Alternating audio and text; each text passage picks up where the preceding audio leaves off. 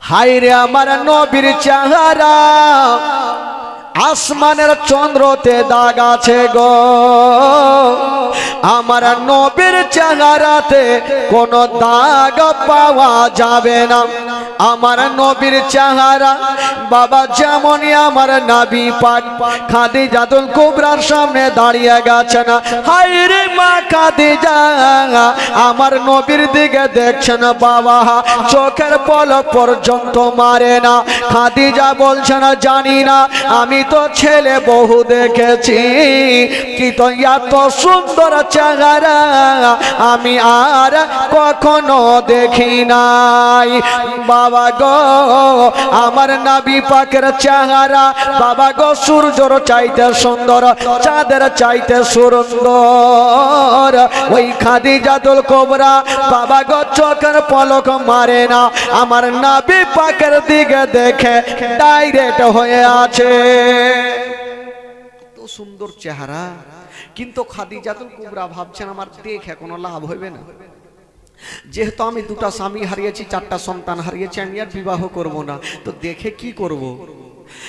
বাবা গো আমার নবীকে মাল দিলেন, ও গো আলামিন আমার মাল নিয়ে যান ব্যবসা করার জন্য।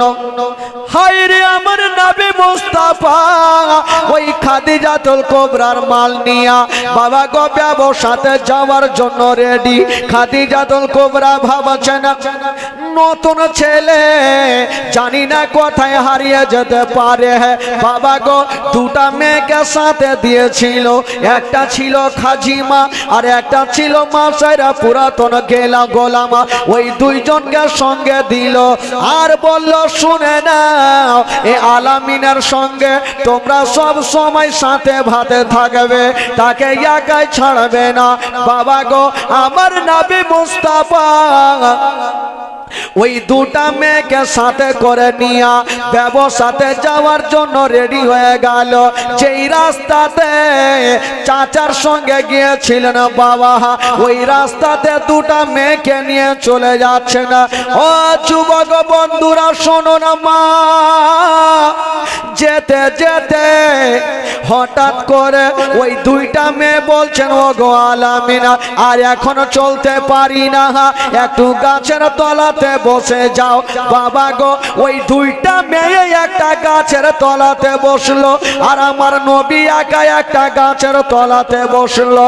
আর যেমনই গাছের তলাতে বসেছে বন্ধুরা এক রাঘব দূর থেকে দেখে ফেললো আর বললো বলে তোরা কে আছিস রে, তাড়াতাড়ি করে যা আর ওই যে গাছের তলাতে বসে আছে তাদেরকে নিমন্ত্রণ করে আসো, দুটা খাওয়া দাওয়া করে যাবে। ওই গাছের তলাতে যারা বসে আছে নিমন্ত্রণ করে আসো, দুটা খাওয়া দাওয়া করে যাবে। রাঘবের লোকজন গেল, বলল শোনো গো এখন তোমরা মালিকে আছো। ওই দুইটা মেয়ে হাত তুলে বললেন এখন আমরা আছি। বললে তোমরা যাবে কোথায়? বললো যাবো মুলকে শামা। বললো মুলকে শাম যাওয়ার আগে ওই যে রাঘব নিমন্ত্রণ করেছে দুটা খাওয়া দাওয়া করে যাবে। দুটা মেয়ে বলছেন ও গো আলামিন যখন খুশি করে নিমন্ত্রণ করেছে তো ছাড়বো কেন, চলো একটু খেয়ে নেব তারপরে আবার চলতে লাগবো। আমার নবীকে নিয়া যেমনই রাঘবের দরবারে হাজির হয়ে গেল, যেমন যেতে নাই বাবা গো খাওয়া দাওয়া শেষ হলো। রাঘব বলল শোনো গো এই ছেলের মালিকটা কে আছে? দুটা মেয়ে বলল শোনো এখনকার মতো আমরা মালিক আছি। বললো একটা জবাব দাও এই ছেলেকে নিয়ে তোমরা কোথায় যাবে? বললো যাব মুলকে শামা। রাঘব বলছো শোনো খবরদার এই ছেলেকে মুলকে শাম নিয়ে যেও না, এই জন্য যেও না এই ছেলেকে যদি মুলকে শাম নিয়ে যাও তবে জিন্দা ঘুরতে দেবে না। বললো কেন? বললো এই জন্য দেবে না, এই ছেলেটা সাধারণ ছেলে নয়, এই ছেলেটা বলো শেষ জামানার নবী। দুটা মেয়ে বলছেন ও গো রাঘব আমরা এত দূর থেকে আসলাম জানলাম না, আর আপনি এখানে বসে বসে কি করে জানলেন যে ওটা নবী হবে? রাহে বলছেন শোনো, তবে একখানা পুরানা কেতাব বার করে নিয়েছেন বাবা, আর একটা করে পাতাগুলা উল্টাচ্ছে না, আর বলছেন ও খাজিমা, এই যে দেখো আমাদের ধর্মের কেতাবে লেখা আছে, ওই গাছের তলাতে, যেই গাছের তলাতে এই ছেলেটা বসেছিল, আমাদের ধর্মের কেতাবে লেখা আছে ওই গাছের তলাতে কেউ বসতে পারে না, ওই গাছের তলাতে কোনো পশু পাখি যেতে পারে না, ওই গাছের তলাতে কোনো জিন ভূতে যেতে পারে না, ওই গাছের তলাতে যাবে কে? যিনি হবে শেষ জামানার নবী। এই যে আমাদের ধর্মের কেতাবে লেখা আছে, হ্যাঁ, ওই গাছের তলাতে ছিল, এটাই হবে শেষ জামানার নবী। ওই দুটা মেয়ে ভয় পেয়ে গেল। জানি না খাদিজা আমাদের দেখভাল করতে পাঠিয়েছে, যদি কিছু হয় খাদিজাকে উত্তর দিতে পারবো না। যত মালগুলা ছিল আবার কাছের শহর বুসরা বলে শহর, ওই বুসরা শহরে বিক্রি করে দিয়া বাড়ির দিকে রওনা দিচ্ছেন। ইনারা বাড়ির দিকে যাচ্ছেন বাবা, আর ওইদিকে খাদিজাতুল কুবরার কি ঘটনা ঘটছে শুনুন। রাতের বেলাতে ওই খাদিজা শুয়ে শুয়ে একটা স্বপ্ন দেখলেন বাবা, আর স্বপ্ন দেখে যেন বাবা ঘুমটা ভেঙে গেল। হায় রে মা খাদিজা, স্বপ্নখানা দেখে ভাবছে না, জানি না ইয়া তো সুন্দর স্বপ্ন কখনো দেখি নাই, ইয়া তো সুন্দর স্বপ্ন, এত সুন্দর স্বপ্ন, এর মানেটা কি হতে পারে, কার কাছে জানবো? উনার চাচা তো একটা ভাই ছিল, যার নাম লিখছেন কেতাবে ওয়ারকা বিন নাওফেল। উনার গেটে গিয়া হাজির, ভাইয়া গো তাড়াতাড়ি করে দরওয়াজা খুলো, নচেত আমার জান গেল। বাবা গো ওয়ারকা বিন নাওফেল দরওয়াজা খুলেছেন, দেখছে বহিন খাদিজা। বলছেন খাদিজা, আচ্ছা বলো আমার বাড়িতে কেন এসেছো? খাদিজা বলছেন, ভাইয়া গো আপনি তো একটা বিশাল বড় আলেম, আচ্ছা বলুন তো আমি একটা স্বপ্ন দেখেছি, ওই স্বপ্নটার মানে কি হবে? ওয়ারকা বিন নাওফেল বলছেন, খাদিজা আগে বলো বলো তুমি স্বপ্নটা কি দেখেছো? খাদিজা বলছেন, আমি স্বপ্ন দেখলাম আমার আগনাতে যেন সূর্যর চন্দ্র নেমে চলে এসেছে, এর স্বপ্নটা কি হবে? ওয়ারকা বিন নাওফেল একটু মুস্কি মেরে হেসে গেলেন। খাদিজাতুল কুবরা ভাবছে ব্যাপার কি, আমি টেনশনে আছি যে স্বপ্ন কি হবে না হবে, আর আপনি হাসছেন কেন? বলছেন খাদিজা, তোমার স্বপ্ন যদি সত্য হয় তবে তোমার আর একটা বিয়ে হবে। খাদিজা বলছে মাথা খারাপ, চারটা সন্তান হারিয়েছি, দুটা স্বামী হারিয়েছি, আমার বয়স এখন 40 বছর, আমি আর জীবনে বিয়ে করব না, জীবনটা এমনিতে পার করব। ওয়ারকা বিন নাওফেল বলছেন, খাদিজা তোমার আবার দুটা বিয়ে হয়েছিল, সাধারণ ছেলে ছিল, এবার তোমার সঙ্গে যার বিয়ে হবে সেটা সাধারণ নয়। বলল সেটাকে? তখন ওয়ারকা বিন নাওফেল বলছেন, খাদিজা তোমার সঙ্গে যার বিয়ে হবে সেটাকে জানিস? খোদার নূরে তৈরি গয়া আমার মোহাম্মদ রাসূল, খোদার নূরে তৈরি গয়া আমার মোহাম্মদ রাসূল। ও ভাই করে না জাহান্নামে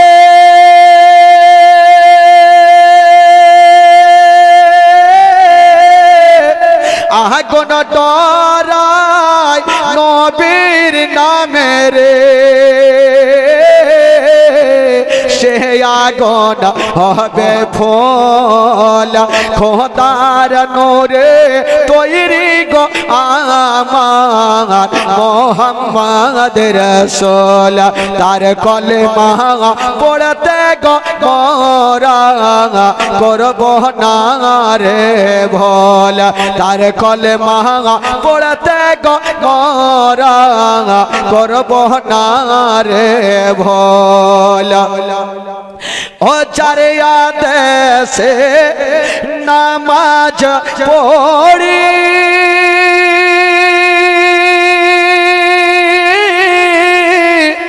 চারিয়া দেশে রোজা রাখি গো চারিয়া দেশে নামাজ পড়ি তারিয়া দেশে রোজা রাখি গো রইব সুখে আদার করে হবে না নেকের সমতল খোদার নূরে তৈরি গো আমার মোহাম্মদ রাসূল তার কলেমা পড়তে গো মোরা করব না রে ভোল ও নবী আমার ফাঁকা কান্ডারে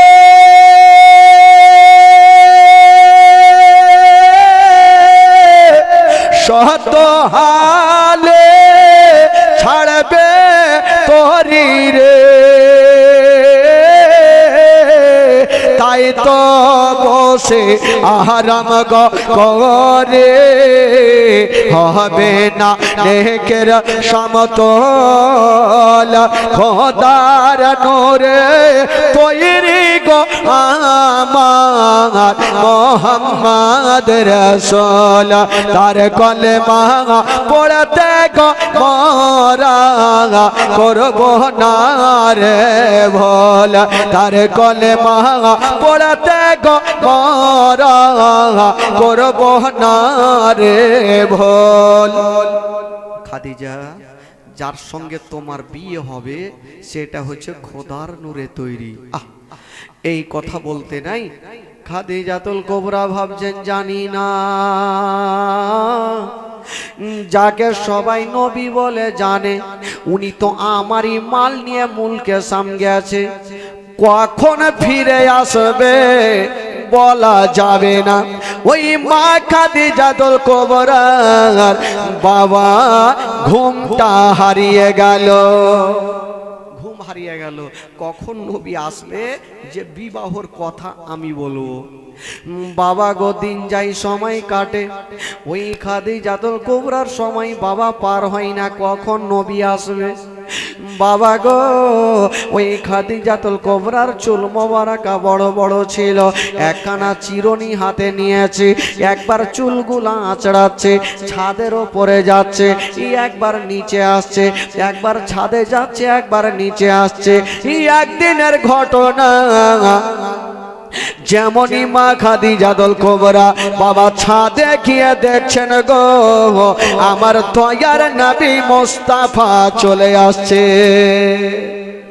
খাদিজাতুল কুবরা দেখছেন নবী চলে আসছে চট করে নিচে নামলো নিচে নামার পরে বাবা গো আমার নবী খাদিজাতুল কুবরার সামনে হাজির বাবা গো মা খাদিজাতুল কুবরা হিসাব করলো বাবা দূরের শহরে গিয়া যতটা লাভ হইতো না কাছের শহরে বিক্রি করে তার থেকে ডবল লাভ হয়েছে দূরের শহরে গিয়ে যতটা লাভ হইতো না কাছের শহরে ততটা লাভ এবার তো আমার নবী বলছেন খাদিজা আচ্ছা এবার আমাকে বেতন দাও আমি বাড়ি যাব মা খাদিজাতুল কুবরা ভাবছেন ব্যাপার খারাপ কেমন করে বিবাহের কথা বলবো? কারণ আমার বয়স হলো 40 বছর, আর ওই নবীর বয়স হলো 25 বছর। দুটা স্বামী হারা, 4টা সন্তান হারা মা, বিবাহের কথা কেমন করে বলবো? কিন্তু যদি না বলি তবে নবী বাড়ি চলে যাবে, বলতেই হবে, যা হবে হবে। বলছেন ওগো আলামিন একটা কথা বলবো। আচ্ছা কি কথা বলো? আবার বলছেন ওগো আলামিন একটা কথা বলবো। বাবা গো বুকটা ফুটে কিন্তু মুখটা ফুটে না।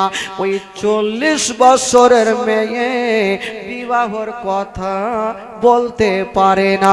বাবা গো সঙ্গে সঙ্গে একটা কথা বলে ফেললেন, ওগো আলামিন আপনি আমার মাল নিয়ে যে উঠে চেপে মূলকে সামগিয়েছিলে, আমি ওই উটটা অন্য জনকে ব্যবহার করতে দেব না।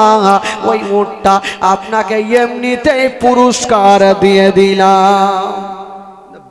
কথা বলতে পারে না যে আমার বয়স হলো 25-40 আর নবীর বয়স হলো 25, বিয়ের কথা বললে নবী জিন্দেগিতে রাজি হবে না। কিন্তু বাবা গো মা খাদিজাতুল কুবরা চিন্তা করছে হাত ছাড়া যেন না হয়, মন উতালা হয়ে গেছে। সুবহানাল্লাহ, আমার নবীর মোজেজা দেখে মন উতালা হয়ে গেছে।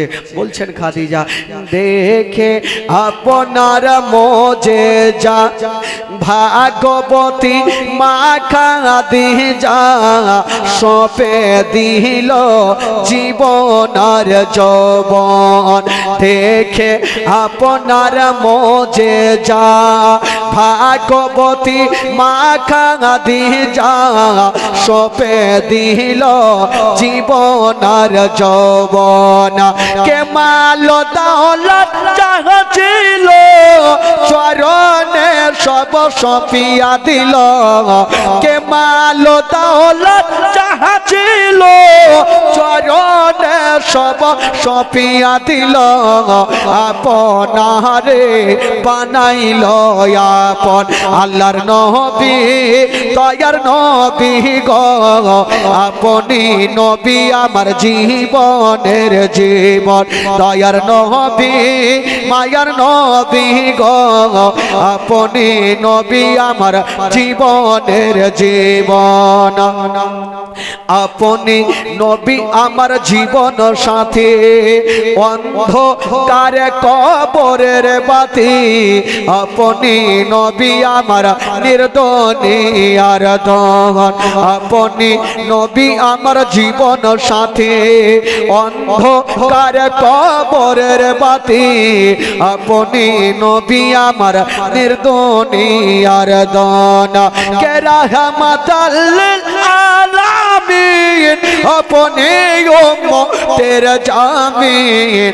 গুনেহগার উম্মতের আপনজন আল্লাহর নবী দয়ার নবী গো। আপনি নবী আমার জীবনের জীবন, দয়ার নবী মায়ার নবী গো। আপনি নবী আমার জীবনের জীবন। দেখে আপনারা দেখিয়া হযরত বেলাল প্রেমেতে হইয়া মাতাল পাইল ও মায়ার জ্বালাতন। ও দেখে তাগার প্রেমে ভক্তি বেলালকে দিলেন মুক্তি। দেখে তাগার প্রেমে ভক্তি বেলালকে দিলেন মুক্তি। আপনারে বানাইল আপন আল্লাহর নবী দয়ার নবী গো। আপনি নবী আমার জীবনের জীবন, দয়ার নবী মায়ার নবী গো। আপনি নবী আমার জীবনের জীবন, দয়ার নবী মায়ার নবী গো। আপনি নবী আমার নয়নের নয়ন। মা খাদিজা বিবাহর কথা বলতে পারলেন না, আমার নবী ডবল বেতন নিয়ে চলে গেলেন। আর মা খাদিজাতুল কুবরা চোখ থেকে ঘোমটা হারিয়ে গেল। কখন বিবাহর প্রস্তাব দিব আর কি করেই বা দিব, এই চিন্তা করছেন, বাড়িতে ঘুমটার হয় না। বাবা গো, একটা মেয়ে কাজ করে নাফিসা, খাদিজাতুল কুবরা নাফিসাকে ডাকলে, নাফিসা একটা কথা বলবো তোমাকে, মানবে? বলে কি কথা? আচ্ছা নাফিসা একটু চেষ্টা করে দেখো না যে আমার একটু বিয়ের প্রস্তাব নিয়ে যাও, আর ওই আলামিনের চাচা আবু তালেবকে একবার দিয়ে আসো। তো নাফিসা বলছেন, ওগো আমার মালিকিনী খাদিজা, আপনি আমাকে বেতন দিলেও ভালো, না দিলেও ভালো, কারণ তোমার বিহার প্রস্তাব নিয়ে যায় আমি নিজের জানকে হারাবো। কারণ আবু তালেব এমনিতেই রাগাই যে একটা কাজ কাম পাওনি, একটা 40 বছরের মেয়ের সঙ্গে আমার 25 বছরের ভাতিজার বিহার প্রস্তাব, হয়তো সাথে সাথে তার বাড়ি চালিয়ে দিবে, আমি যেতে পারবো না। তো বলছে একবার যাইয়া দেখ না, চেষ্টা কর, যদি তুই এর বিহের কাজটা লাগিয়ে দিস তবে তোকে আমি আজাদ করে দেব। জোরে বলুন সুবহানাল্লাহ। নাফিসা ভাবছে একবার ঠিকরি লাগিয়েই তো দেখি, চেষ্টা করি, হয় কি হয় না, জানি হবে না, একবার বলে দেখি। নাফিসা গেল, আবু তালেবের সামনে দাঁড়িয়ে গেছে। আবু তালেব বলছেন, নাফিসা কি খবর? বলে হুজুর একটা কথা বলবো। আচ্ছা কি কথা বলো? কিসের কথা? আবার বলছেন হুজুর একটা কথা বলবো। ই ভয়ে বলতে পারছে না, আবার বলছে আবার কথা, কি কথা? আবার বলছে হুজুর একটা কথা বলবো। বাবা গো, বুকটা ফুটে কিন্তু মুখটা ফুটে না। আবু তালেব বলছে ই কথা কথা বলিও না, কি বলবে তাড়াতাড়ি বলো। নাফিসা ঘুরে দেখছে কোনো গুলখি আছে কিনা ভাগার। গুলখি বুঝলেন? গুলখি কি বলে আপনাদের? গাল্লি। তো গাল্লি দেখছে, যদি আবু তালেব রেগে যায় তাহলে গাল্লি দিয়ে ভেগে যাবে, বইলে তো দেখি যা হইবে হইবে। নাফিসা বলছেন হুজুর গো, নাফিসা ফের মাথায় হাত দিছে, কহবো কি কহবো, যদি বইলা দি, যদি তার বাড়ি কথা না শুনে তার বাড়ি ছেড়েই যাই তাহলে তো চলে গেল। আগে সুযোগ মিলিয়েছে, ভাগার রাস্তা দেখেছে, আছে গাল্লি আছে, দেখবো যদি রেগে যায় তাহলে ভেগে যাও, বলে দিই। বললেন হুজুর আপনাকে একটা কথা বলার জন্য এসেছি। বলল কি কথা? বলল ওই খাদিজার সঙ্গে আপনারা ভাতিজার বিবাহর প্রস্তাব এনেছে। যেমন এই কথা বলতে নাই, আবু তালেব মাথায় হাত দিয়েছে। ওরে নাফিসা, তোর কি ব্রেন খারাপ হয়ে গেছে না মাথা খারাপ হয়ে গেছে? বলল কেন? বলল এত মালিকিনী খাদিজা, এত মাল সম্পত্তির মালিকিনী খাদিজা আমার গরিব ভাতিজাকে বিয়ে করবে, এটা আমার বিশ্বাস হয় না। নাফিসা বাড়কা নিঃশ্বাস নিয়েছে, জান তো বাঁচলো। আবু তালেব বলছে, নাফিসা তুই তো মিথ্যা বলিস না, সত্য বলছিস তো? বলে হুজুর সত্য না হইলে আমি আসি, সত্যই বলছি।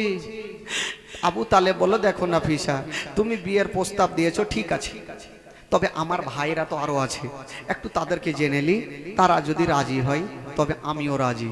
ঠিক আছে। বাবা গো, আবু তালেব সবাইকে জানিয়ে দিল, প্রত্যেকটা ভাই যেন রাজি হয়ে গেল। যেমনই রাজি হয়ে যাবা, বাবা গো আমার নবীর বয়স হলো 25 বছর, আর খাদিজাতুল কুবরার বয়স হলো 40 বছর। দুটা স্বামী হারা, 4টা সন্তান হারা মা, ওই খাদিজাতুল কুবরার সঙ্গে আমার নবী মুস্তাফার বিবাহ হয়ে গেল। 25 বছর বয়সে 4টা সন্তান হারা মা, 2টা স্বামী হারা ওই খাদিজাতুল কুবরার সঙ্গে আমার নবীর বিয়ে হইল। আর যেমনই বিয়ে হওয়া, গোটা মক্কা নগরের মেয়েরা মনটা খারাপ করে বসে আছে। খাদিজার দিকে তাকিয়েও দেখে না, হারে এই খাদিজা কাজ কাম পেল না, যার বাড়ি নাই গাড়ি নাই কিছু নাই, ধন দৌলত কিছুই নাই, ওই গরিবের সঙ্গে বিবাহ করলো। মা খাদিজা বলছেন, খবরদার তোমরা গরিব বলবে না, গরিব বলবে না, কারণ আমার স্বামী হলো আমার মাথার তাজ। ওই খাদিজা কেমন ছিলেন বাবা দেখুন। আজকাল বিবিরা হইলে জিন্দেগিতে বিয়ে করবে না, যে বাপ কাজ কাম পাওনি, যার গাড়ি নাই বাড়ি নাই তার সঙ্গে আমি বিবাহ করব, করবে না। কিন্তু বেরাদার খাদিজা বলছেন আমার স্বামীকে তোমরা গরিব বলিও না, কারণ আমার যত মাল সম্পত্তি আছে আমার স্বামীর পদতলে ঢেলে দিলাম। আজকে থেকে আমার স্বামী হচ্ছে মালিক। সব মনটা খারাপ করে ভেঙে গেল যে খাদিজার সঙ্গে লেগে হবে না। এবার মেয়েগুলা তো গেল, আর কিছু কিছু মেয়েগুলা মনটা খারাপ করে বসে। আরে তোরা মনটা খারাপ করে কেন বসে আছিস? বলছেন খাদিজা মনটা খারাপ করব না তো কি করব? আমরা যখন বিপদে পড়েছিলাম তোমার দরবারে গিয়েছিলাম, তুমি চোখটা বন্ধ করে হাতে উঠিয়ে দিয়েছিলেন আমাদের কোঁচাতে। কতটা এসেছিল, কত টাকা ছিল গন্তি করে দেখনি। আমরা ওই টাকাতে নিজের সংসার চালিয়েছি। আজকে তোমার মাল সম্পত্তি তোমার স্বামীর পদতলে ঢেলে দিয়েছো, তোমার স্বামী দান করবে কি না তার জন্য টেনশনে বসে আছি। মা খাদিজা বলছেন শোনো গো ওরে মক্কার মেয়েরা, একটা কথা শুনে নাও, ওই লোকটাকে তোরা চিনতে পারলি না, আমি কি দান করনেওয়ালা, আমি জান দান করিব, আমার থেকে আমার স্বামী বেশি দান করিবে। তোরা চিনতে পারলি না, আমার থেকে বেশি দান করবে। বাবা গো তাই করা হয়েছিল। যত মালগুলা ছিল আমার নবী দান করতে আরম্ভ করেছেন। বাবা এত দান করেছিল, এত দান করেছিল, বাড়িতে খাওয়ার মতো কিছুই ছিল না। বাবা গো ও গো আমার মা বোনেরা শিক্ষা করুন, মা কিছু শিক্ষা নিয়ে জানা। মা খাদিজাতুল কুবরার এত মাল সম্পত্তি ছিল, কিন্তু নূরজাহানের বাদশা আমার নবী মুস্তাফা এত দান করেছিলেন বাবা, যে বাড়িতে কি খাবে সেটাও কোনো খাবার ছিল না। আমার নবী বলছেন খাদিজা আচ্ছা বলো খাদিজা বাড়িতে কোনো খাবার আছে কিনা? খাদিজাতুল কুবরা বলছেন নবী গো আপনি এত দান করেছেন, এত দান করেছেন, আপনাকে দেওয়ার মতো কিছুই নাই।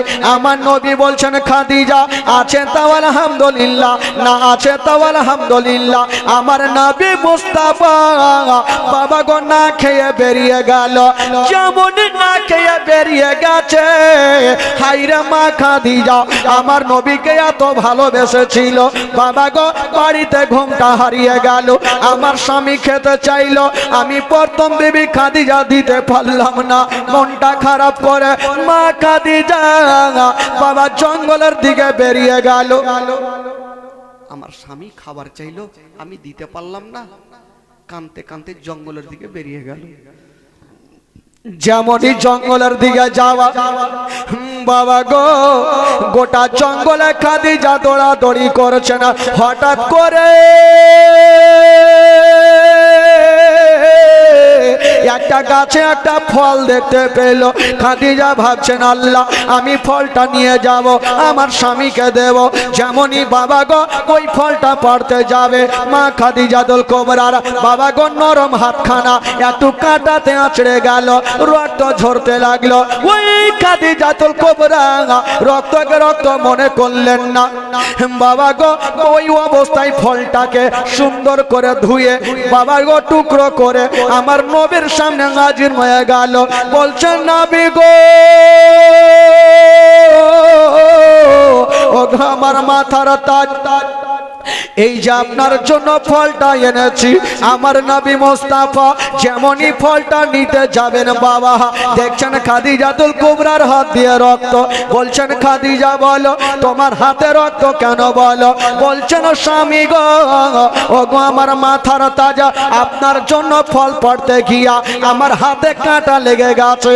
তবে ইয়া রাসূলুল্লাহ আমি কাঁটাকে কাঁটা মনে করলাম না, আমি আপনাকে ভেবে এই কথা কথা যেমনই বলতে নাই আমার নবীর জবান থেকে বেরিয়ে গেল।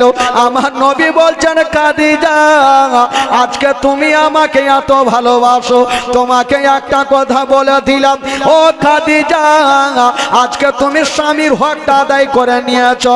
ও বিবি খাদিজা যাও যাও, আমি নবী তোমাকে বলে দিলাম তোমার জন্য জাহান্নামের আগুন হারাম হয়ে গেল।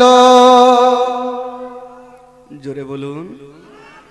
আমার নবী বলছেন খাদিজা তোমার জন্য জাহান্নামের আগুন হারাম হয়ে গেল। তো আমার নবীর জবান থেকে যেটা বের হবে সেটা হবে কি হবে না ভাই? জোরে বলুন। আমাদের কথা মিথ্যা হবে, আমার নবীর কথা মিথ্যা হতে পারে না। যেই বলবে সেটাই হবে। মা খাদিজাতুল কুবরা আমার নবীকে নিয়ে চলে আসলেন। বাবা ঘর সংসার হতে লাগলো। এই করে করে করে করে আমার নবীর বয়স হতে চললো। বয়স 1-2 করতে করতে করতে করতে আমার নবীর বয়স হয়ে গেল বাবা 40 বছর। জোরে বলুন সুবহানাল্লাহ। 40 বছর যখন যাওয়া আমার নবীর প্রতি বাবা গো আস্তে আস্তে করে এই কি বলে 25 বছরের পরে কোরআনে পাক নাজিল হতে শুরু করে আজকে 40 বছর বয়সে আমার নবী ইসলাম প্রচার শুরু করবেন। সুবহানাল্লাহ। তবে ভাই একটা কথা, মা খাদিজাতুল কুবরা স্বামীকে কতটা ভালোবেসেছিলেন। আজকাল স্বামী স্ত্রীতেই এমন নাই যে ঝগড়া হয় না, প্রত্যেকের বাড়িতে মারামারি কাটাকাটি হইতেই থাকে, প্রত্যেকের বাড়িতে ঝামেলা হয়। কিন্তু মা খাদিজাতুল কুবরা কি করতেন জানেন? যখন নবী পাক বাড়ি আসতেন তো খাদিজাতুল কুবরা রাতে ঘুমাতেন না, কি করতেন? ওই দরওয়াজাতে কানটা লাগিয়ে দাঁড়িয়ে থাকতেন যে নবী একই ডাক মারলেই আমি যেন দরওয়াজা খুলে দিতে পারি, আমার স্বামী যেন কষ্ট না পায়। জোরে বলুন সুবহানাল্লাহ। আর আজকাল আপনি যান না কোথাও থেকে আসেন, বিবিকে 2-4টা হাঁক না মারলে ওর ঘুম ভাঙবে না। ই ডাকছে ডাকুগা, স্বামীর মর্ম কি সেটা বিবিরা বুঝলো না। মাগো স্বামীর পদতলে হচ্ছে জান্নাত, স্বামীকে কষ্ট দেবেন জান্নাতি হবেন না খালা, স্বামীকে ভালোবাসতে হবে। মা খাদিজাতুল কুবরা শিক্ষা দিয়ে গেছেন যে আমি যতটা ভালোবেসেছি ততটা তোমরাও ভালোবাসো। হে বেরাদার বন্ধুগণ বাবাজি, আমার নবীর যখন বয়স 40 বছর হইল বাবা গো, আচ্ছা বলুন তো সর্বপ্রথম বড়দের মধ্যে ছেলেদের মধ্যে আমার নবীর কলমা কে পড়েছিল? জোরে বলুন। আর মেয়েদের মধ্যে সর্বপ্রথম কে পড়েছিল? মা খাদিজাতুল কুবরা। আর গোলামদের মধ্যে সর্বপ্রথম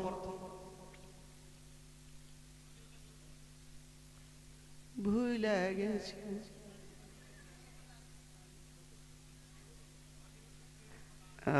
গোলামদের মধ্যে ওইটা হইল।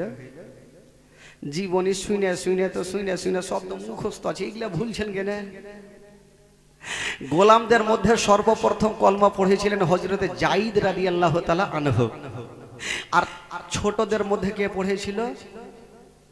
হযরতে শেরে খোদা আলী রাদিয়াল্লাহু তাআলা আনহু। ব্রেনে নোট করে থাকেন, ই তো শুনলেন আর অন্য কান দিয়ে ঝেড়ে চলে গেলেন, ই কেমন করে হবে? জীবনী তো 6 দিন শুনবেন, তো শোনার পর যদি একটু আমল না করেন তাহলে তো সব বরবাদ হয়ে যাবে। আমল করতে হবে, আমল ছাড়া কোনো উপায় নেই। বেরাদার বন্ধুগণ বাবাজি, তবে আমার নবী আবু বকরকে কি বলতে গিয়েছিল যে আমার কলমা পড়ে মুসলমান হও? না, আবু বকর নবীর কাছে এসেছিল কি করে কলমা কি করে পড়লে? মারাত্মক ঘটনা ভাই।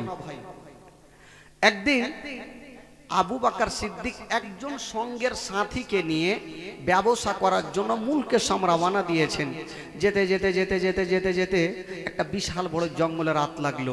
আবু বকর বলছে, ভাই এই জঙ্গলে বিশাল ভয় লাগছে, কোন দিক থেকে বাঘ আসবে, কে আসবে, হামলা করবে, একটু বাড়ি ঘর খুঁজে দেখো না পাওয়া যায় কিনা। বাবা গো খুঁজতে খুঁজতে একটা বিশাল বড় 3-4 তলা বিল্ডিং দেখা গেল। ওই বিল্ডিং এর মালিক ছিল বাবা ওই রাহে বাদশা। ওই বাদশা জিন্দেগিতে কাউকে বাড়িতে জায়গা দেয় নাই, জীবনে কাউকে থাকতে দেয়নি। তো ওই বাদশা তো ভিতরে আছে, তার একটা চালহা বাড়ির বারান্দায় শুয়ে আছে।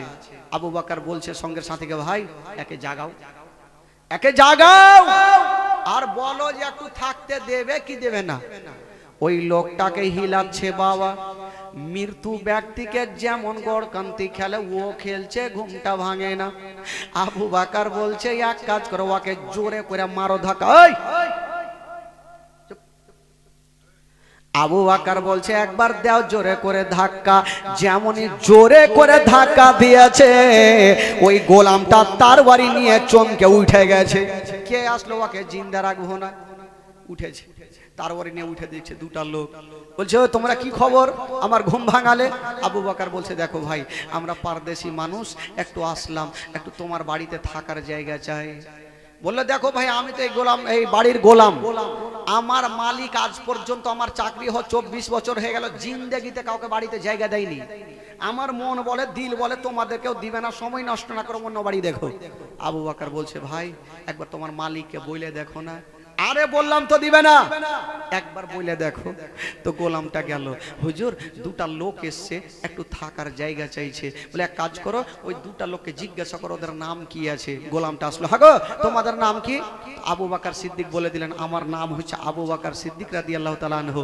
এই কথাটা বাদশা চেয়ারে বসেছিল, আর যেমনই গিয়ে বলছেন ওগো বাদশা, যেই লোকটা এসেছে তার মধ্যে একজনের নাম হলো আবু বকর সিদ্দিক রাদিয়াল্লাহু তাআলা আনহু। এই নামটা যেমনই বলতে নাই, বাদশা চেয়ারে ছিল, সঙ্গে সঙ্গে চেয়ার ছেড়ে দাঁড়িয়ে গেল। জোরে বলুন সুবহানাল্লাহ। এই গোলামটা ভাবছে ব্যাপার কি, কারেন্টে হাত দিলে না হয় ঝাটকা মারে, এই নাম শুনে কেন এত চমকাইলো? বাদশা বললো যাও তাড়াতাড়ি জিজ্ঞাসা করো তার বাপের নাম কি। গেল, বলে তোমার বাপের নাম কি? বলে আবু কোহফা। এই কথাটা গিয়ে আবার বাদশাকে বলছেন ওগো বাদশা আমদার, তার বাবার নাম হলো আবু কোহফা। যেমনই আবু কোহফা বলা, সঙ্গে সঙ্গে ওই বাদশা চেয়ার থেকে 2 ফিট দূরে দাঁড়িয়ে গেল। জোরে বলুন সুবহানাল্লাহ। গোলামটা বলছেন ব্যাপার খারাপ হুজুর, আমি কিছুই বুঝতে পারি না। নাম বললাম, চেয়ার থেকে উঠলেন, বাপের নাম শুনলেন 2 ফিট আগে দাঁড়ালেন, আর কাহারু নাম শুনলে হয়তো বাড়ি ছেড়ে মনে হয় ভেগে যাবেন। কারণটা কি? কারণটা কি? বাদশা বলল ওরে আমার গোলাম রে, দেরি করো না, তাড়াতাড়ি করে যাও, যে 2টা লোক বাইরে আছে তাদেরকে আমার ঘরের ভিতরে নিয়ে আসো। গোলামটা ভাবছে জানি না আমার মালিককে হয়তো কোনো জিন ভূতে ধরেছে, জীবনে কাউকে বারান্দায় জায়গা দেয়নি, আজকে ভিতরে ডাকছে, তার কারণটা কি? যাকে অর্ডার হয়েছে আনতে হবে। ওই গোলামটা গিয়ে বলছেন আবু বকর চলো, তোমাদের বাইরে জায়গা দেবে না, তোমাদের জন্য ঘরে জায়গা। আবু বকর সঙ্গের সাথী যে লোকটা ছিল, হ্যাঁ গো হুজুর ব্যাপার কি, এতক্ষণ তো বলছে বাইরে জায়গা নাই, এখন ঘরে ডাকছে, মার্ডার ফাডার তো করার প্ল্যান করে না, চলো দেখি একবার কি করে। ঘরে গেল, ওই আবু বকর যেমনই নিচে বসতে যাবে, বাদশা বলল আবু বকর নিচে বসতে হবে না, নিচে বসতে হবে না, ও আবু বকর তোমার জন্য নিচে জায়গা নয়, আমি তোমার জন্য ভিআইপি চেয়ারখানা ছেড়ে দিলাম। আবু বকর তোমাকে নিচে বসতে হবে না, চেয়ারে বসো। আবু বকর ভয় আর বসছে না, ব্যাপার কি রে ভাই, এরকম আদর কেন করছে? জায়গা বৈশা তো গেল। এবার বাদশা বলল গোলাম রে দেরি করো না, ওই ঘরটাতে একখানা ভিআইপি বিছানা বিছিয়ে দাও, ফুল নিয়ে সাজিয়ে দাও, ভালো চাদর দিয়ে দাও, ভালো বালিশ দিয়ে দাও, গদি দিয়ে দাও, আবু বকরের যেন কোনো কষ্ট না হয়। বাবা গো, গোলামটা গেল, সুন্দর করে বিছানা বিছালো, চাদর বিছালো, বাবা গো ভালো বালিশ দিয়ে দিল, ফুল নিয়ে গোটা ঘর সাজিয়ে দিল। আর বাদশা বলছেন আবু বকর তাড়াতাড়ি করে যাও, ওই যে ভিআইপি ঘরখানা তোমাদের জন্য ছেড়ে দিলাম। আবু বকর সঙ্গের সাথীকে নিয়ে গেল, সঙ্গের সাথী ভিতর থেকে হুড়কা কিন্তু লাগিয়ে দিয়েছে। সঙ্গের সাথীটা বলছে হুজুর ভালো করে জানেন, কুরবানির যখন টাইম আসবে গরুকে কত আদর যত্ন করে সাবুন দিয়ে লাহাইবে, আর সকাল হইবে তখন গলা কাটবে, এখন ফুল দিয়ে সাজিয়েছে, সকাল হইবে তখন হয়তো কুরবানি করবে। হুজুর কি করব, ভাগারও তো রাস্তা নাই, কি করব না করব, এই কথা চলছে। আর ওইদিকে বাদশা বলল তাড়াতাড়ি করে যাও, আবু বকরকে ডেকে আইনো। বাবা আবু বকর নিজের গোলাম গল্প চলছিল, আর এই লোকটা গিয়ে ঠক ঠক করছে। সঙ্গের সাথী বলছে হুজুর দেখেন মনে হয় ইসরাইল চলে এসছে। মনে হয় ইসরায়েল চলে এসেছে, আর বাঁচা যাবে না। বাবা গো, সঙ্গে সঙ্গে আবু বকর বলছে, ওরে আমার গোলাম রে দরওয়াজা খুলো। বলছে হুজুর আমি জিন্দেগিতে খুলবো না, এখন খুলবো আমাকে ধরে নিয়ে আগে কাটবে। হুজুর আমি খুলবো না, সকাল হইবে তখন দেখা যাইবে। বলছে না তাড়াতাড়ি খুলো। ওই লোকটা খুললো না, আবু বকর গিয়ে খুলেছে দরওয়াজা। আবু বকর খোলার পর ওই গোলামটা এসে বলছে, হ্যাঁ গো আবু বকর, কি ব্যাপার ঘরের মধ্যে তোমাকে দেখাই, আর একটা লোক কই? ওই লোকটা বিছানাতে নাই, চৌকির তলে ঢুকে গেছে। ওর ভয় আছে জানে, চৌকির তলে ঢুকে বসে আছে। আবু বকর এদিক ওদিক তাকাচ্ছে নাই, চৌকির তলে ঢুকে বসে আছে। বলছে হুজুর আগে আপনি যান, পরে আমি যাব, যখন দেখবো ব্যাপার কি আছে তারপরে যাব। ওই আবু বকরকে বাবা নিয়ে গেল, যেমন নিয়ে যাওয়া হইলো। বাবা গো আবু বকরকে কি করা হয়েছিল? ওরা যুবকেরা আবু বকরকে নিয়ে গেল, যেমন নিয়ে যাওয়া হলো বন্ধুরা, যেমন নিয়ে যাওয়া হইলো। কোথায় থেকে ধোঁয়া আসছে কেন? আগুন টাগুন ধরে গেল না? হ্যাঁ থাক, ধোঁয়া আসুক। এই মশা ভাগাইছে, মশা। ও দেখছে যে মশাতে কাটছে, লোক হাত পা ঝাড়ছে, তো সবারই কামটা আমি করে দিই। ওই মশা ভাগাইছে, ভাগাক।